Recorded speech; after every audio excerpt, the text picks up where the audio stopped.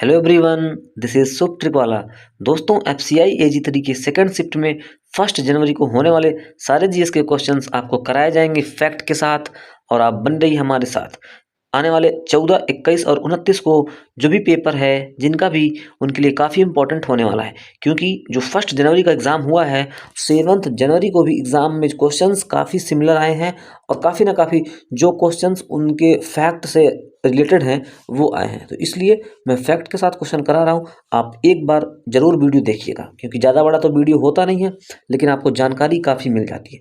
तो पहला क्वेश्चन है, गौतम बुद्ध का नाम, दूसरा नाम यानी कि उनका नाम क्या है? तो बचपन का नाम उनका क्या है? सिद्धार्थ। जी हाँ, उसका जवाब है सिद्धार्थ।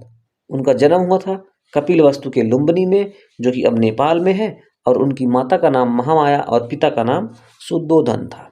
क्वेश्चन नंबर 2 है, ब्लीचिंग पाउडर के निर्माण में किस गैस का उपयोग किया जाता है? तो जवाब है क्लोरीन। जी हाँ, आप जानते हैं ब्लीचिंग पाउडर का जो रासायनिक सूत्र है वो है CaOCl2। फ्रंटियर गांधी के रूप में किसको जाना जाता है?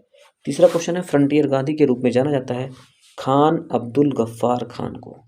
जी हाँ, खान अब्दुल गफ्फार खान, जो कि उत्तर पश्चिम सीमांत प्रांत के एक नेता थे। और वो अभी कहाँ पे है? वो पाकिस्तान में है। ठीक है ना। क्वेश्चन नंबर, अभी उसके बारे में और बात कर लेते हैं। उसमें है 1890 में 6 फरवरी को उनका जन्म हुआ था। और 1987 में इनको भारत रत्न मिला। और ये प्रथम गैर भारतीय नागरिक थे जिनको यह अवार्ड मिला था। दुनिया का सबसे बड़ा देश कौन सा है? यानी क्षेत्रफल की दृष्टि से दुनिया का सबसे बड़ा देश, 7वां भारत सबसे बड़ा देश है। साथ ही साथ भारत जो है विश्व के क्षेत्रफल का 2.4% है। और ये जनसंख्या में दूसरा सबसे बड़ा देश है। क्वेश्चन इसको अब याद करने के लिए कि जो ये ऑर्डर है ये है, रुक चीन अब आया भारत। जी हाँ, रुक चीन अब आया भारत। रूस, कनाडा, चीन, अमेरिका, ब्राज़ील, ऑस्ट्रेलिया, भारत और अर्जेंटीना। ठीक है ना। इंपॉर्टेंट क्वेश्चंस कहाँ से बनते हैं? पहला, दूसरा पूछता है, और ये छठा, सातवां।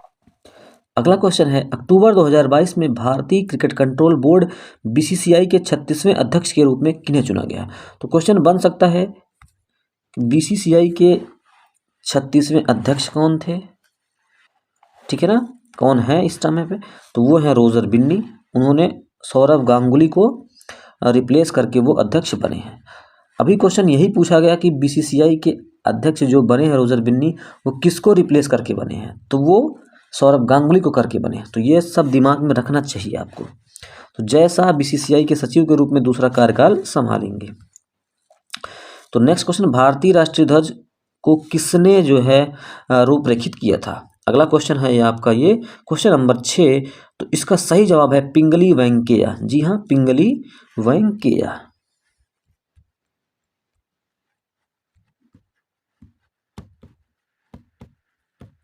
ये है क्वेश्चन नंबर 6। क्वेश्चन नंबर, अभी इसके साथ बात कर लेते हैं, राष्ट्रीय ध्वज को डिजाइन जो भी हुआ था, भारत की संविधान सभा ने 22 जुलाई 1947 को अपनाया था। बंकिम चंद्र चटर्जी द्वारा लिखित संस्कृत में जो रचित वंदे मातरम है हमारा राष्ट्रीय गीत है। राष्ट्रीय गीत को 1882 में प्रकाशित बंकिम चंद्र चटर्जी के उपन्यास आनंदमठ से लिया गया है। एनी बेसेंट ने न्यू इंडिया और कॉमनवेल्थ जैसे समाचार पत्रों की स्थापना की। चलिए अगला क्वेश्चन बात कर लेते हैं, जो कि 7वें नंबर का क्वेश्चन है। उसका है, अंतर्राष्ट्रीय सौर जो गठबंधन है उसकी 5वीं सभा भारत की अध्यक्षता किस शहर में की गई? वो की गई न्यू दिल्ली में। कहाँ की गई? न्यू दिल्ली में। तो अब जान सकते हैं, यहाँ पे आपको लिखा है आंसर। तो 17 अक्टूबर को नई दिल्ली में 5वीं सभा का भारत की अध्यक्षता में नई दिल्ली में हुआ। आप देख सकते हैं आईएसए जो है ये 30 नवंबर 2015 को बना। इसका जो बना कहाँ पे बना, ये फाउंड हुआ पेरिस फ्रांस में। और हेडक्वार्टर है गुरुग्राम हरियाणा। इम्पोर्टेंट बन जाता है क्योंकि इंडिया का है तो काफ़ी इम्पोर्टेंट वैसे ही बन जाता है। साथ ही साथ अगर इसकी ऑफिशियल लैंग्वेज की बात करें तो ये हिंदी, फ्रेंच और इंग्लिश है। और इसके डायरेक्टर जनरल हैं अजय माथुर। अगला क्वेश्चन बन जाता है कि नीति आयोग का गठन कब हुआ। आप जानते हैं कि जो प्लानिंग कमीशन था, योजना आयोग, उसके बाद क्या बनाया गया, उसके स्थान पर नीति आयोग बनाया गया, जो कि 1 जनवरी 2015 को बनाया गया। जी हाँ, उसके बाद से स्टार्ट है ये। तो लगभग प्लानिंग कमीशन के स्थान पे ये बनाया गया। आप जानते हैं नरेंद्र मोदी इसके चेयरपर्सन हैं, जो भी पीएम होते हैं उसके चेयरपर्सन होते हैं, और वाइस चेयरपर्सन जो है वो सुमन बेरी हैं, और इसके सीईओ हैं परमेश्वरन अय्यर। दोनों क्वेश्चन इंपॉर्टेंट बन जाते हैं क्योंकि ज़्यादा अभी नए अपडेट्स हैं। तो नेक्स्ट क्वेश्चन है कि भारत में काली मिर्च का सबसे बड़ा उत्पादक, क्वेश्चन नंबर 9 है, काली मिर्च का सबसे बड़ा उत्पादक देश राज्य कौन सा है, तो वो है कर्नाटक। जी हाँ, काली मिर्च कर्नाटक सबसे ज़्यादा उत्पादन करता है। इसने केरल को अभी पीछे कर दिया है, ठीक है ना। सबसे पहले केरल के मालाबार तट पे की जाती थी, लेकिन अब इस समय कर्नाटक जो इसमें टॉप पर है। काली मिर्च पेपर कॉर्न के नाम से भी जाना जाता है। नेक्स्ट क्वेश्चन है निम्नलिखित में से कौन सा एक जलीय जानवर है। आप देखते होंगे मछली एक जलीय जानवर है। अगला क्वेश्चन था सितंबर में जो ग्लोबल इनोवेशन इंडेक्स है, क्वेश्चन नंबर 11 जो है वो जो ग्लोबल इनोवेशन इंडेक्स में है, भारत की रैंक क्या है। इसमें भारत की रैंक है 40। जी हाँ, भारत की रैंक है 40, आप देख पा रहे होंगे। और साथ ही साथ अब स्विट्जरलैंड जो है लगातार 12वें साल शीर्ष पे बना हुआ है। इंपॉर्टेंट क्वेश्चन ये भी बन सकता है कि पहले स्थान पे कौन है, और इसको कौन जारी करता है, तो विश्व बौद्धिक संपदा संगठन यानी कि वर्ल्ड इंटेलेक्चुअल प्रॉपर्टी ऑर्गेनाइजेशन इसको क्या करता है, इसको ऑर्गेनाइज करता है। चलिए, लिखा है भारत दुनिया की 5वीं सबसे बड़ी अर्थव्यवस्था बनने के लिए किसको पीछे छोड़ा। तो भारत जो भी है वो 5वीं सबसे बड़ी अर्थव्यवस्था जो है वो उसने यूके यानी कि यूनाइटेड किंगडम को छोड़ करके प्राप्त किया है। तो वो सही जवाब बन जाता है यूके, ठीक है ना। और आप देख पा रहे होंगे कि इस समय केवल अमेरिका, चीन, जापान और जर्मनी भारत से आगे है। भारत से जुड़ी संस्था UIDAI में यू का पूर्ण नाम क्या है। जानते हैं जो ये आधार से रिलेटेड एक वो है, इसमें क्या करते हैं, इसमें यू जो यूनिक आइडेंटिफिकेशन करके है, उसमें यू क्या है, यूनिक है ना, ठीक है। आप देख सकते हैं unique identification authority of India. तो अक्टूबर 2022 में नए लेखा महानियंत्रक कौन बनाए गए हैं। जो भारत के CGA बनी हैं इस टाइम पे। आप बता सकते हैं इसके लिए जवाब। चलिए ठीक है, तो कंट्रोलर जनरल ऑफ अकाउंट्स के रूप में भारती दास ने पद जो है ग्रहण किया है, ठीक है ना। अक्सर लोग CGA और CAG में बड़े कंफ्यूज होते हैं। इसी के साथ साथ मैंने बता दिया है कि कैग इस समय कौन है, controller and auditor general of India, वो हैं गिरीश चंद्र मुर्मू।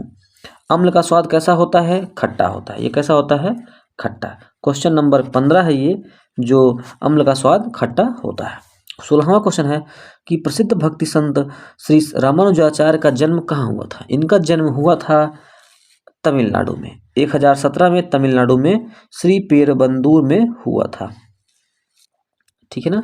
एक समाज सुधारक थे ये। पानीपत की तीसरी लड़ाई कब लड़ी गई, आपको बताते हैं।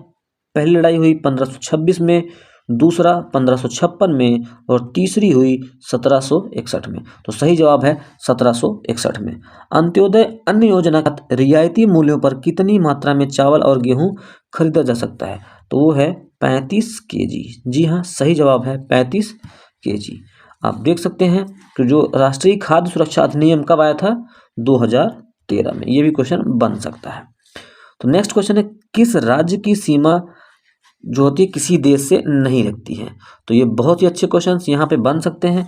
आप जानते हैं कि हरियाणा ऐसा स्टेट है जिसकी किसी भी देश से सीमा नहीं सकते हैं। कि यहाँ पे जो 5 भू आबद्ध राज्य हैं, छत्तीसगढ़, हरियाणा, झारखंड, मध्य प्रदेश और तेलंगाना। तो ये ऐसे 5 हैं जिनकी सीमा किसी भी देश से नहीं लगती है। अब बताएं सेबी का नियामक कौन है। जी हाँ, सेबी जो है securities and exchange board of India, इसका नियामक कौन है, यानी ये किसका नियामक है, ये किस चीज़ का नियमित करता है। तो आप जानते हैं एक होता है मनी मार्केट, एक होता है कैपिटल मार्केट, यानी कि मनी मार्केट और कैपिटल मार्केट। जो मनी मार्केट होता है उसका रेगुलेटर होता है RBI, और कैपिटल मार्केट का रेगुलेटर होता है सेबी। तो जो कैपिटल यानी कि पूंजी बाजार, सेबी किसका नियामक है? पूंजी बाजार का नियामक है। आप देख सकते हैं इसका फुल फॉर्म है securities and exchange board of India. अगला क्वेश्चन है स्वदेशी आंदोलन, क्वेश्चन नंबर 21 कि स्वदेशी आंदोलन कब शुरू किया गया? ये किया गया था 1905 में। 7 अगस्त 1905 को बंगाल के कलकत्ता टाउन हॉल में घोषित किया गया था, ठीक है ना। आरबीआई के दिशा निर्देशों के अनुसार भारत में वर्तमान में कुल कितने भुगतान बैंक हैं? तो भारत में कुल इस समय कितने पेमेंट बैंक हैं? कुल 6 पेमेंट बैंक कार्यरत हैं।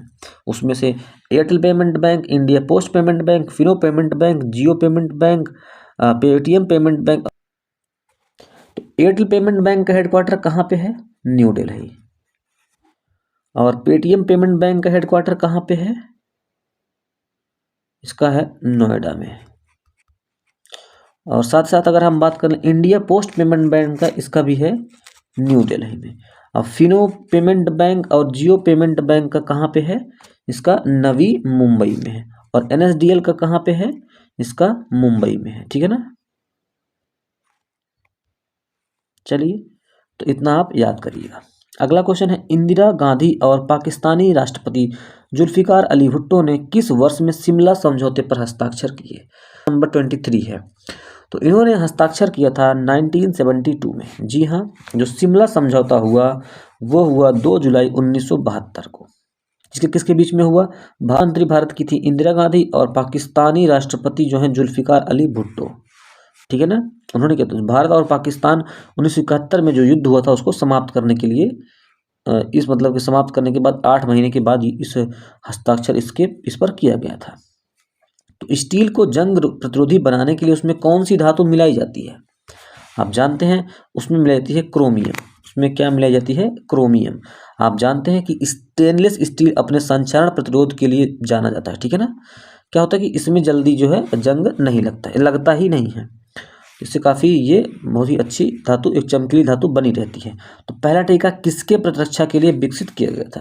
तो क्वेश्चन नंबर 25 है कि जो पहला टीका बना था वो किससे बचाने के लिए किया गया था? तो वो था चेचक। जी हाँ, स्मॉल पॉक्स यानी कि चेचक से बचाने के लिए किया गया था। आप जानते हैं कि यह घातक रोगों से एक था उस समय के लिए, और एकमात्र मानव रोग है जिसे टीकाकरण द्वारा मिटाया दिया गया था। इम्पॉर्टेंट पॉइंट है, 1796 में एडवर्ड जेनर ने सबसे पहले चेचक के टीका के निर्माण को अंजाम दिया था। तो ये रहे सारे 25 क्वेश्चन। आई होप कि वीडियो आपको पसंद आया होगा।